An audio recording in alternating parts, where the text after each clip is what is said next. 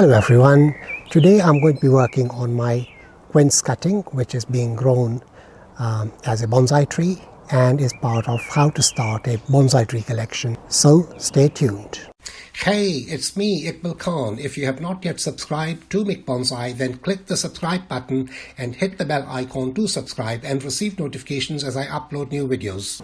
Here's the Japanese quince tree which I'm growing from a cutting. And I did wire it the last time, and if you haven't seen the previous parts 1 and 2 in this series, the info card is in the top right hand corner. Click on that and you'll be able to see those videos. We're now going to quickly tidy up the pot. There are a lot of weeds, and so I'm just going to take them out, and then we'll catch up after I've done that. I'm now adding some chicken pellets, and we've taken some of the soil at the top, and we will add new soil to cover up the pellets. So here we are with some fresh soil to top it up, and that will leave it very nice and tidy. And also the chicken pellets will be buried. They get a bit mushy, and so normally I leave them at the top, but when I'm tidying up the pots, then it makes sense to bury them. And we'll water it a bit later. The soil that the roots are in is wet and the roots are quite okay. This is just the top part, and we will water it shortly. I did wire it up the last time I worked on it, and I'm now taking the wire off. And it's coming off quite easily, so I'm not going to cut it.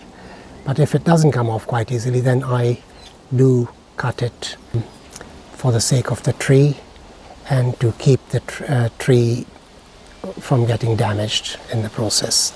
But this is coming off quite easily, and that's the last of it. So that's the wire off, and the tree is staying in position in which it was wired, which is brilliant.